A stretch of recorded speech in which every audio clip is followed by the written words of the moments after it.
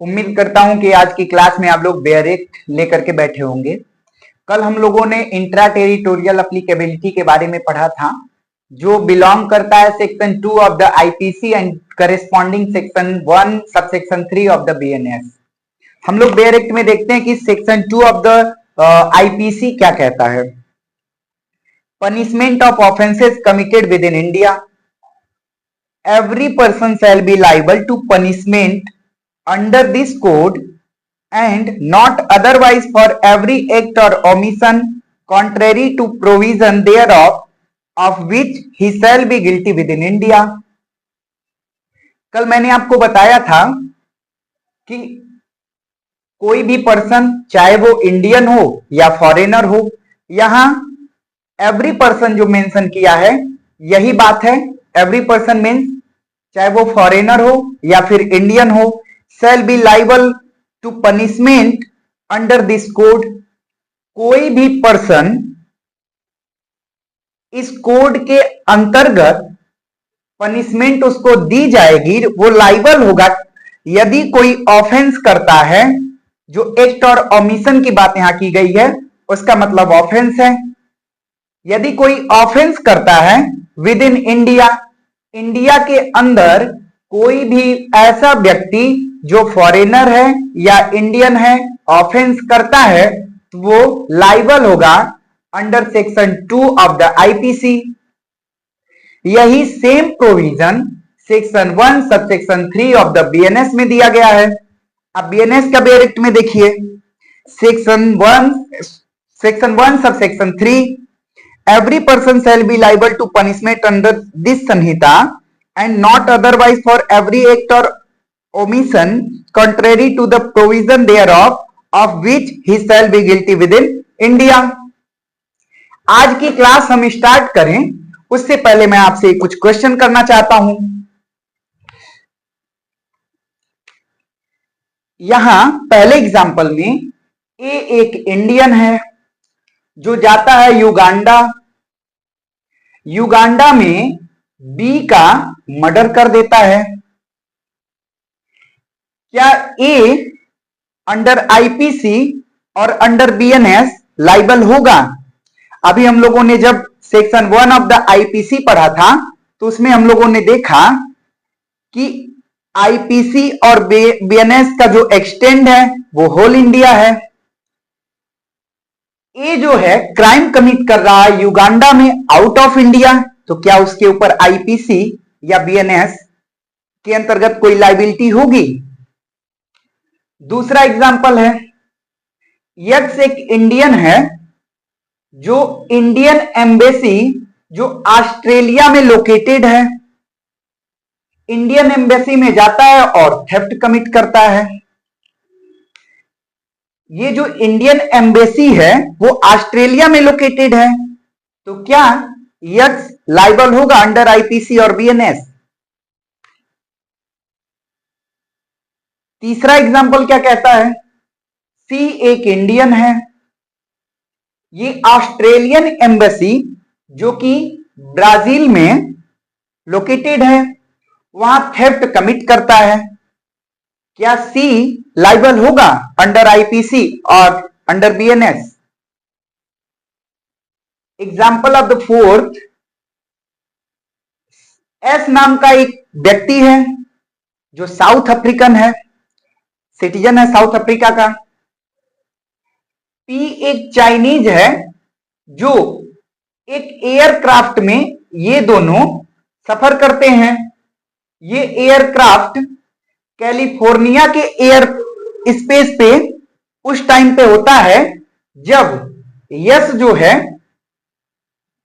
P का murder कर देता है। और ये जो एयरक्राफ्ट है वो इंडिया में इसका रजिस्ट्रेशन है। मान लीजिए ये इंडिगो है, इंडिगो फ्लाइट है जो इंडिया की फ्लाइट है। इसमें यस पी का मर्डर कर देता है, तो ऐसी स्थिति में क्या यस को हम लाइबल ठहराएं अंडर आईपीसी और अंडर बीएनएस? छठवां एग्जांपल है,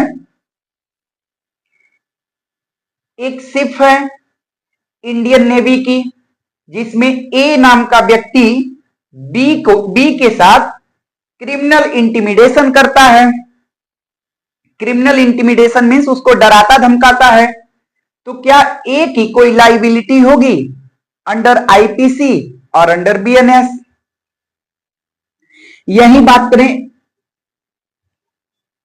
नेक्स्ट एग्जांपल की, तो एक फॉरेन वेसल है जिसमें एक फॉरेनर F1 है, दूसरा फॉरेनर F2 है।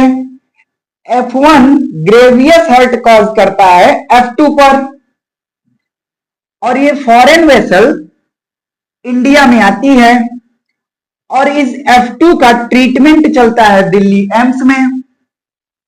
While treatment F2 got death. तो क्या F1 की कोई लाइबिलिटी होगी अंडर आईपीसी और बीएनएस? अब अगले एग्जांपल की बात करें, ये हमारा इंडिया है। इंडिया से बाहर ये इसका टेरिटोरियल एरिया है, टेरिटोरियल वाटर है यहां तक। इसके बाहर ए है जो शिप पे बी को स्टैब्ड कर देता है। स्टैब्ड मीन्स छुरा घोंप देता है बी को। तो क्या ए को यहां लाइबल ठहराएं अंडर आईपीसी और under BNS?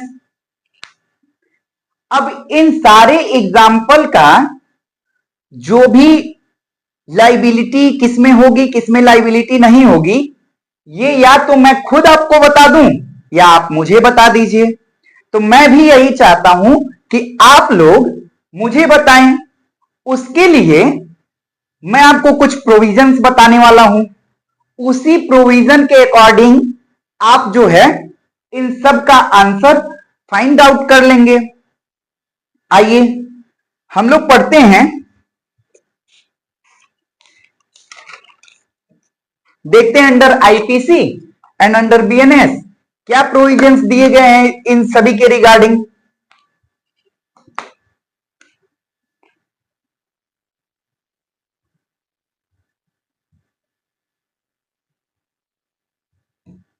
Section 4 subsection 1 of the IPC.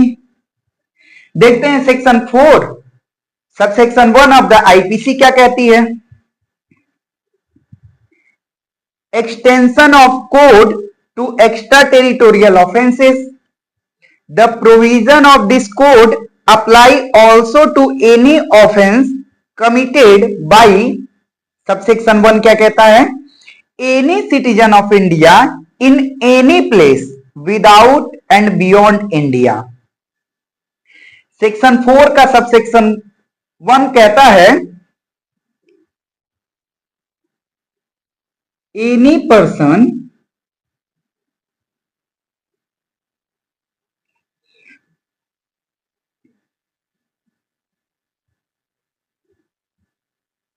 जो भी ऑफेंस कमिट करता है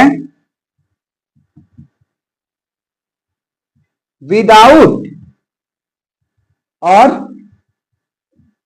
बियॉन्ड इंडिया, यानी ऐसा कोई पर्सन, एनी पर्सन का मतलब है या तो वो फॉरेनर हो या इंडियन हो, यदि offence sorry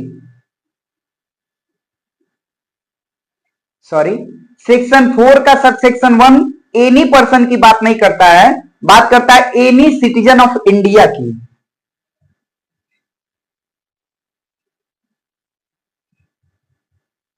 any citizen of India की। यदि कोई इंडियन ऑफेंस कमिट करता है विदाउट और बियॉन्ड इंडिया, यानी इंडिया के बाहर, तो ऐसा पर्सन लाइबल होगा under section 4 subsection 1 of the IPC. अब बात करें सेक्शन 4 सबसेक्शन 2 क्या कहता है। Any person who is committed offense on the ship or aircraft which is registered in India, the person shall be liable under IPC. Any person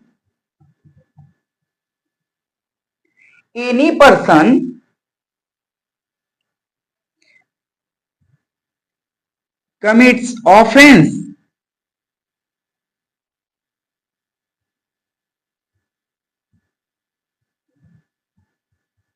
ship or aircraft which is registered in India. तो यदि कोई व्यक्ति जो या तो foreign हो या Indian हो, यदि वो ऑफेंस कमिट करता है किसी ऐसे शिप पे या एयरक्राफ्ट पे जो इंडिया में रजिस्टर्ड है, तो फिर वो under section 4 subsection 2 of the IPC liable होगा ऑफेंस के लिए। नेक्स्ट देख लें। नेक्स्ट सेक्शन 4 सबसेक्शन 3 पढ़ने से पहले हम इन सब एग्जाम्पल में लाइबिलिटी देख लें कि क्या किसकी लाइबिलिटी होगी, किसकी लाइबिलिटी नहीं होगी, और यदि लाइबिलिटी होगी तो वो लाइबिलिटी किस सेक्शन के अंडर होगी। अच्छा, एक इंडियन है, युगांडा जाता है और बी का मर्डर कर देता है, तो ये जो ऑफेंस हुआ है ये आउट ऑफ इंडिया हुआ है, लेकिन पर्सन क्या है, इंडियन है। तो section 4 subsection 1 of the IPC कहता है कि any citizen of India who is committed offence without और beyond India he shall be liable under 4 subsection 1 of the IPC. तो ए की लाइबिलिटी होगी कि नहीं होगी, लाइबिलिटी होगी, ए लाइबल होगा अंडर सेक्शन 4 सबसेक्शन 1। दूसरा एग्जांपल देख लें। यक्स एक इंडियन है, थेफ्ट कमिट करता है इंडियन एम्बेसी में जो कि लोकेटेड है ऑस्ट्रेलिया में। ऑस्ट्रेलिया में लोकेटेड है इंडियन एम्बेसी, वहां थेफ्ट कमिट करता है एक्स। तो जैसे हमने देखा कि एक्स इंडियन है, तो यदि कोई इंडियन ऑफेंस कमिट करता है, ऑफेंस कमिट करता है आउट ऑफ इंडिया, तो उसकी लाइबिलिटी हो जाती है section 4 subsection 1 of the IPC. लेकिन यहां जो यक्स है थेफ्ट कमिट कर रहा है इंडियन एम्बेसी में, लेकिन वो एम्बेसी लोकेटेड है ऑस्ट्रेलिया में। तो इंडियन एम्बेसी किसी अदर कंट्री में जहां भी लोकेटेड रहेगी वो मानी जाएगी लैंड ऑफ इंडिया। तो फिर यहां ये माना जाएगा कि ये जो ऑफेंस है ये विद इन इंडिया कमिट किया गया है। कहां कमिट किया गया है, विद इन इंडिया। यदि विद इन इंडिया की बात आ गई तो यक्स की लाइबिलिटी चली जाएगी section 2 of the IPC, intra territorial applicability. तीसरा था कि कोई इंडियन है, थेफ्ट कमिट करता है ऑस्ट्रेलियन एम्बेसी में जो कि ब्राजील में है, तो ये आउट ऑफ इंडिया हो गया। और सी इंडियन है, थेफ्ट कमिट कर रहा है, इसका मतलब ये लाइबल होगा section 4 subsection 1 of the IPC. Fourth example देख लें। सिटीजन ऑफ साउथ अफ्रीका है यस, जो कि पी एक चाइनीज है जिसका मर्डर कर देता है एक एयरक्राफ्ट पे। ये एयरक्राफ्ट रजिस्टर्ड है कहां, इन इंडिया। और ये एयरक्राफ्ट जिस टाइम पे वो मर्डर करता है वो कैलिफोर्निया के एयर स्पेस पे रहता है। तो जब ऐसी स्थिति में मैंने आपको बताया कि any person who is committed offence to any ship और aircraft which is registered in India, the person shall be liable under section 4 subsection 2 of the IPC. तो यहां एयरक्राफ्ट जो है रजिस्टर्ड है इंडिया में, तो यहां यस लाइबल होगा section 4 subsection 2 of the IPC. अगला एग्जांपल देख लें कि एक इंडियन नेवी का शिप है, इस पे ए क्रिमिनल इंटिमिडेशन करता है बी के साथ, उसको डराता धमकाता है, तो क्या ए की कोई लाइबिलिटी होगी? यस, क्योंकि इंडियन नेवी का जो शिप है वो रजिस्टर्ड है इंडिया में, तो इसमें a shall be liable under section 4 subsection 2 of the IPC. Next example हम लोग देखें कि एक फॉरेन वेसल है जिसपे F1 एक फॉरेनर है, F2 भी एक फॉरेनर है, F1 F2 पे ग्रेवियस हर्ट कॉज करता है और ये फॉरेन वेसल जो है इंडिया में आती है और F2 का ट्रीटमेंट कराया जाता है दिल्ली एम्स में। While treatment F2 got death, F2 की मृत्यु हो जाती है, तो क्या F1 F2 के मर्डर कॉज करने के लिए क्या F1 लाइबल होगा? तो पहले देखें कि ये इंडियन नहीं एक फॉरेनर है, हाई सी में है मतलब आउट ऑफ इंडिया है, फॉरेन वेसल है मतलब इंडिया में इस शिप का कोई रजिस्ट्रेशन नहीं है, तो ऐसी स्थिति में वो भले ही इंडिया में पकड़ा गया हो लेकिन जिस टाइम पे एक्चुअल क्राइम कमिट हुआ उस टाइम पे वो वेसल हाई सी में थी, आउट ऑफ इंडिया थी, तो यहां F1 की कोई लाइबिलिटी नहीं होगी अंडर आईपीसी और अंडर बीएनएस। नेक्स्ट एग्जांपल देख लें, ये हमारा इंडिया है, इंडिया का जो टेरिटोरियल वाटर एरिया है, इसके बाहर एक शिप है, शिप पे ए स्टैब्ड कर देता है बी को, क्या ए की कोई लाइबिलिटी होगी? जब यहां हम कभी भी जो भी हमारे सामने प्रॉब्लम्स दिए रहेंगे उन प्रॉब्लम्स में जितने फैक्ट दिए हों उन्हीं फैक्ट के आधार पे हमको अपना डिसीजन देना होता है। अपने मन से फैक्ट को ना ही इंक्लूड किया जाता है ना ही डिक्लूड किया जाता है, एक्सक्लूड किया जाता है। तो यहां ए के बारे में कुछ पता ही नहीं है कि ये फॉरेनर है या फिर इंडियन है। अगर इंडियन होता तब तो लाइबिलिटी हो जाती under section 4 subsection 1 of the IPC, लेकिन यहां इस फैक्ट में ये डिसाइड नहीं है कि ए फॉरेनर है या फिर इंडियन है, तो यहां जो है फैक्ट जो है इनकम्प्लीट हो जाएगा। यहां हम कंप्लीट डिसीजन नहीं दे सकते, पॉसिबिलिटी दोनों हो सकती है। यदि फॉरेनर है तो कोई लाइबिलिटी नहीं बनेगी, यदि इंडियन है तो लाइबिलिटी होगी under section 4 subsection 1 of the IPC.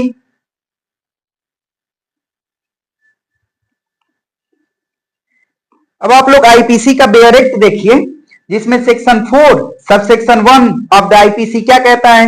Any citizen of India in any place without and beyond India. वही जो अभी मैंने आपको बताया है कि any citizen of India committed offence without and beyond India he shall be liable under section 4 subsection 1 of the IPC. Subsection 2 देखिए क्या कहता है? Any person on any ship और aircraft registered in India wherever it may be. मतलब any person means foreigner या फिर Indian who is committing offence on the ship or in aircraft which is registered in India, अब वो aircraft कहीं भी रहे, वो शिप कहीं भी रहे, इंडिया के टेरिटोरियल वाटर में रहे या फिर आउट ऑफ इंडिया रहे, बियॉन्ड इंडिया रहे, लेकिन वो जो शिप है या एयरक्राफ्ट है वो रजिस्टर्ड होना चाहिए इंडिया में, तो वो पर्सन लायबल होगा। जैसे इस केस में था कि एयरक्राफ्ट था कैलिफोर्निया के एयर स्पेस पे, लेकिन ये जो एयरक्राफ्ट है रजिस्टर्ड था इंडिया में, तो एक्स की लायबिलिटी अराइज हो गई थी। अब इसके साथ एक क्वेश्चन और मैं आपके साथ करना चाहता हूं, उसके बाद हमारा एक्स्ट्रा टेरिटोरियल एप्लीकेबिलिटी कंप्लीट हो जाएगा।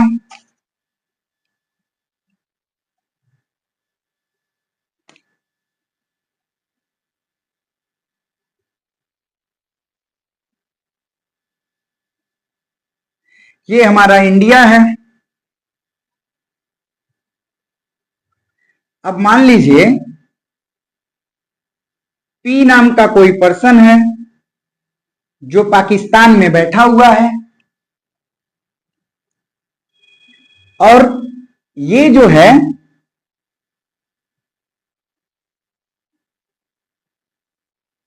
क्राइम कमिट करता है कंप्यूटर रिसोर्सेज के द्वारा।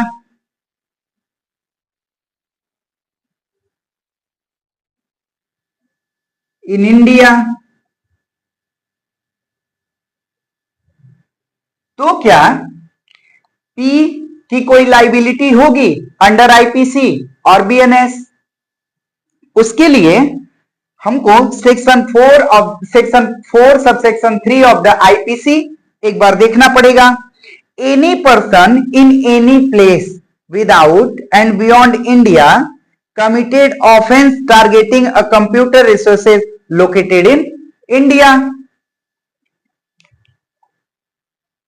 ये जो कंप्यूटर रिसोर्स है ये इंडिया में लोकेटेड है,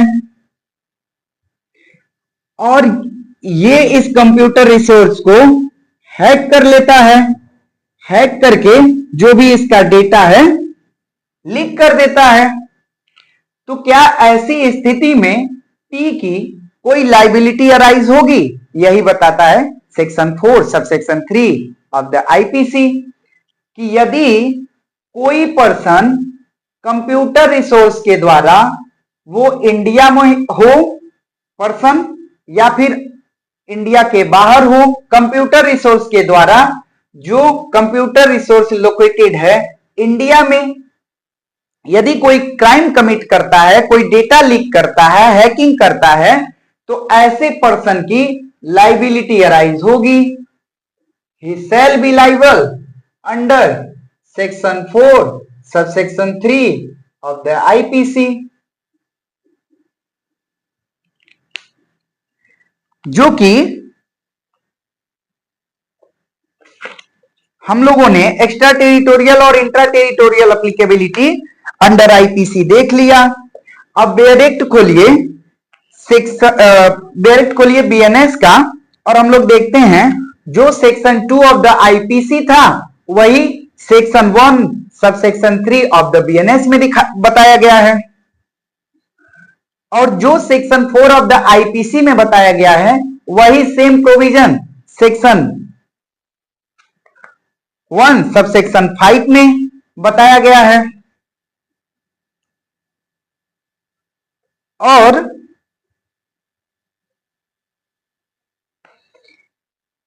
एक एग्जाम्पल इलिस्ट्रेशन दिया है, सॉरी इंपॉर्टेंट इलिस्ट्रेशन दिया है सेक्शन 4 ऑफ द आईपीसी और section 1 subsection 5 of the BNS में। हम देखते हैं कि ये इलिस्ट्रेशन क्या कहता है।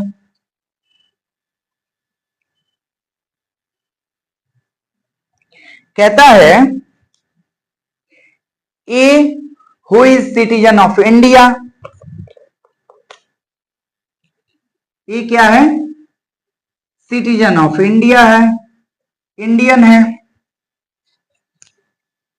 Commits a murder in place without and beyond India, murder cause करता है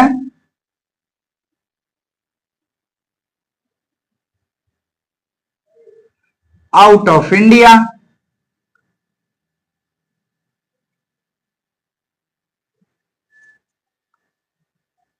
he can be tried and convicted of murder in any place India which he may found। इसका मतलब ये जो है एक इंडियन है, मर्डर कॉज करता है आउट ऑफ इंडिया, पकड़ा जाता है मुंबई में,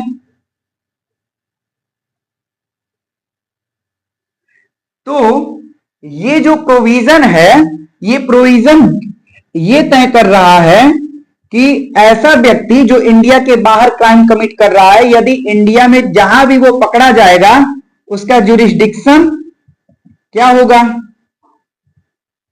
उसका जुरिस्डिक्शन क्या होगा। उसके लिए हमको सेक्शन 188 ऑफ द सीआरपीसी और सेक्शन 208 ऑफ द बीएनएस देखना पड़ेगा, जो कि कहता है सेक्शन 188 ऑफ द सीआरपीसी और सेक्शन 208 ऑफ द बीएनएसएस, ये कहता है कि कोई पर्सन यदि इंडिया के बाहर कोई क्राइम कमिट करता है तो वो इंडिया में जिस भी स्थान पे पाया जाएगा, section 188 of the CrPC, section 208 of the BNSS के अंतर्गत उस पे वहां का कोर्ट, जो वहां के कोर्ट के पास जुरिस्डिक्शन होगा कि उस पर्सन पे जो है ट्रायल करवा सके। यह इलस्ट्रेशन कहता है। Thanks for watching my video.